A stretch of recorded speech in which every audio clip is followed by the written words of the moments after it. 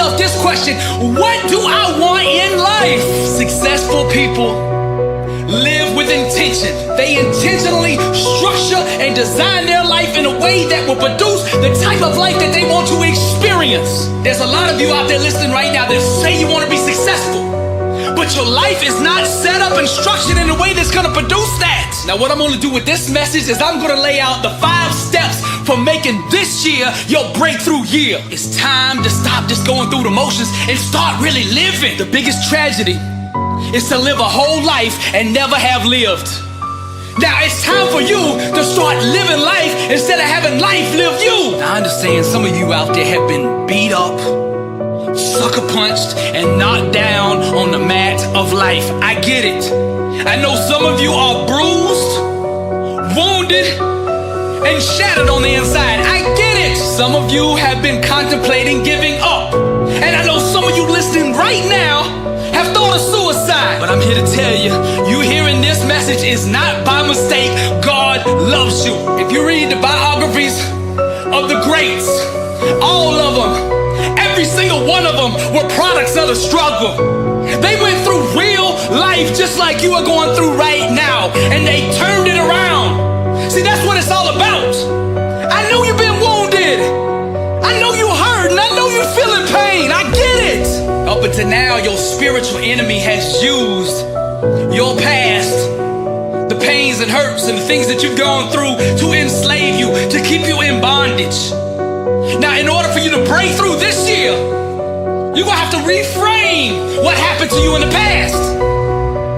And by reframing what held you in bondage, you can take the past and use it to thrust you to greatness. The word says, what the enemy meant for harm, God will make good. There's a powerful saying that says, there can be no testimony without first having a test. And that's what your whole life has been up until now, one great big test. Now, God is going to use your past, your test, as the foundation for victory, as for the foundation of greatness, the foundation for Him to glorify Himself through you. See, what we got to do is help you reframe that. You've got to look at your past as boot camp, as training, as preparation, as college. You got your PhD from the school of hard knocks. From now on, when they ask you what's your major, you say, I majored in greatness. When you go in on that interview and they say, what's your name? You say, overcomer. When they say, describe yourself, you say, I'm a product of the struggle. When I was in school, my study, my area of focus was come from nothing economics. And in that class, they taught me how to not make excuses, to refuse to concede to any other outcome but that which I desire. Tell them you studied Abraham Lincoln in the Gettysburg Address, and you have been emancipated mentally, physically, and spiritually. And you tell them in history class, you studied Martin Luther King's speech that says, I have a dream. And that speech inspired you so much that you decided to dream too. And just like JFK said, we would land a man on the moon by the end of this decade. That you're an astronaut and you plan to land on the moon too. This is how you gotta frame your life from now on. Man, I see greatness in you. Now, these 5 steps I'm gonna lay out for you today, you can use them to start out the year or just to start over in life. It doesn't matter. They apply at all times. Whenever you get lost, you come back to these steps, and these steps will put you back in order. My daddy used to say, whenever you get lost in life, son, go back to basics.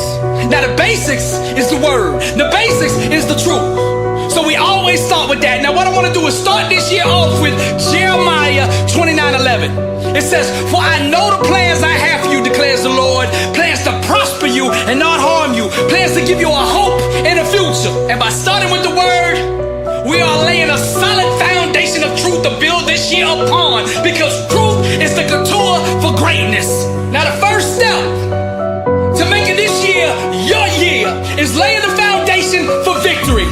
And that foundation is relationship. The foundation for our victory is established in our alone time with God. Now, let me back this up with the word. Mark 1:35 says, very early in the morning, while it was still dark, Jesus got up, left the house, and went off to a solitary place where he prayed. I read this quote by Paul Bilheimer, and it said, the prayer closet is the arena which produces the overcomer. If you want to make this year your year, if your goal is is to be successful, you must develop the discipline to set time aside every single day to enter into His presence. Every time we get alone with God, we give birth to something. Now I want to clear something up.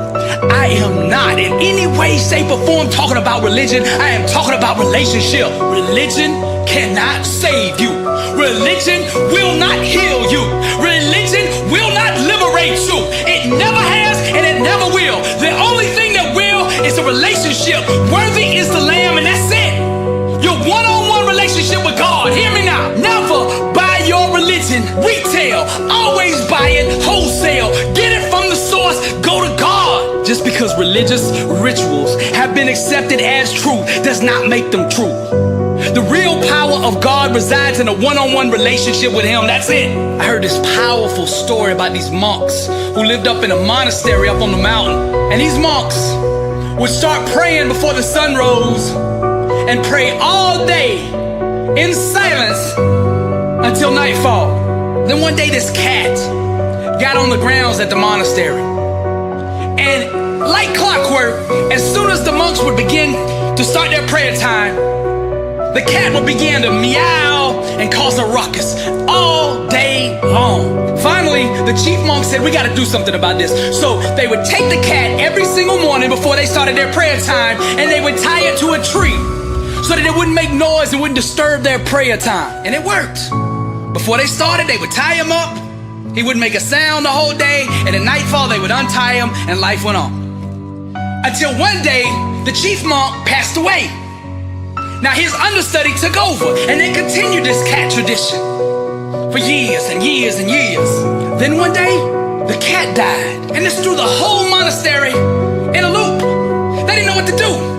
How could they start their prayer time without first tying up the cat? So they called a council. All the wise monks got together, deciding on what they should do. And one of the monks said, why don't we just go out and find another cat, tie him to a tree, and then we continue our worship. Now this sounded like great wisdom to the council.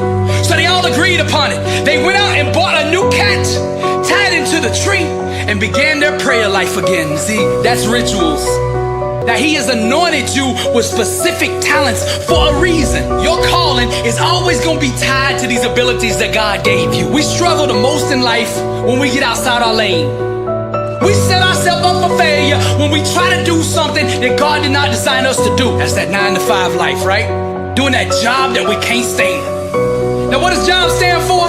Just above broke. And many of us are just above broke because we traded in our calling, what we've been assigned to do. We've traded that in out of fear for a paycheck. Too scared to step into our own identity, the one that God made us to be. And because life has told us over and over the lie that this is the way we are supposed to live, we willingly go into slavery, to financial bondage, living a life that we were never meant to live. Anytime we try to function outside of God's calling for our life, we give birth to disillusionment, frustration, and spiritual emptiness. Lack and scarcity become our new way of life. Now that's gotta stop right now.